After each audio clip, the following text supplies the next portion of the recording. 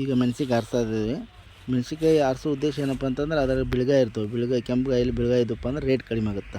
ಬಿಳ್ಗಾಯಿ ಮತ್ತು ಕೆಂಪುಗಾಯಿ ಸಪ್ರೇಟ್ ಮಾಡಬೇಕು. ಮೆಣಸಿಕಾಯಿ ತುಂಬ್ತಾಯಿದ್ದೀವಿ. ಈ ಥರ ಮೆಣಸಿಕಾಯಿ ತುಂಬಬೇಕು. ಜಾಸ್ತಿ ಪ್ರೆಸ್ ಹಾಕೋಂಗಿಲ್ಲ, ಯಾಕಂದ್ರೆ ಮೆಣಸಿಕಾಯಿ ಮುಳುಗ್ಬಿಡ್ತಾವೆ. ಮೆಣಸಿಕಾಯಿ ತುಂಬಿ ಈ ಥರ ಹೊಲಿಯೋದು. ಇದು ಹೊಲಿಯೋದು ನೋಡಿ, ಹಾಳೆ ಹಾಕ್ಬಿಟ್ಟು ಹೊಲಿದು ಬಿಡ್ತೀವಿ. ಹೊಲಿದ್ಬಿಟ್ಟು ಮಾರ್ಕೆಟ್ ಕಳಿಸ್ತಾ ಇದ್ದೀವಿ. ಈಗ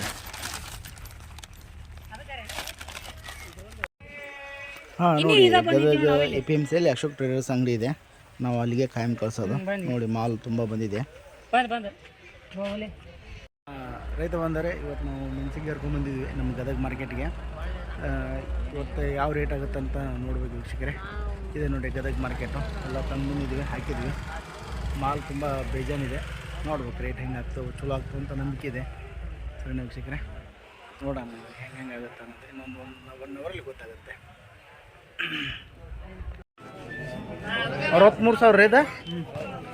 ಎಷ್ಟು? 63,000 ಅಂತ ನೋಡ್ರಿ. ಇದೆ ಒಂದು ಚಲೋ ಐತೆ. ಲಾಟ್ ನಂಬರ್ 26 15,339 ಡಬ್ಬಿ ರೀ. ಡಬ್ಬಿ ಏನ್ರಿ? 63,000 ಸರಿ. ನಿಮ್ದೇನ್ರಿ ಇದೆ?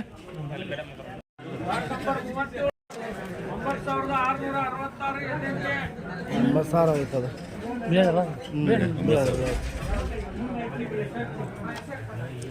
ಸರ್ ಹೆಂಗೆ? 38,119 HTH. 38,000 ಪೈಸಾ ಬೇರೆ ಹೋಗಿರಿ, ಪೈಸಾ ಇಲ್ದು ಬೇರೆ ಹೋಗಿರಿ. 9,666 9,000 ಆಯ್ತದ.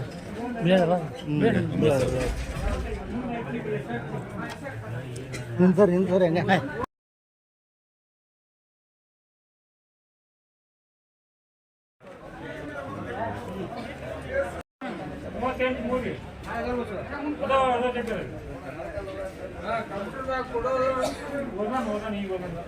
ನೋಡ್ ಬಾ ಸೇ ಮುಂಕ.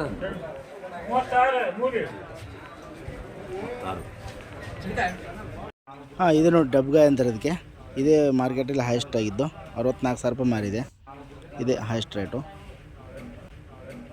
ನೋಡಿದ್ರೆ ವೀಕ್ಷಕರೇ, ಮೆಣಸಿನಕಾಯಿ ಟ್ರೇಡಿಂಗ್ ಇದೇ ಥರ ಮಾಡೋದು. ಮತ್ತು ಮುಂದಿನ ಸಿಗೋಣ ವೀಕ್ಷಕರೇ. ಎಲ್ಲರಿಗೂ ನಮಸ್ಕಾರ.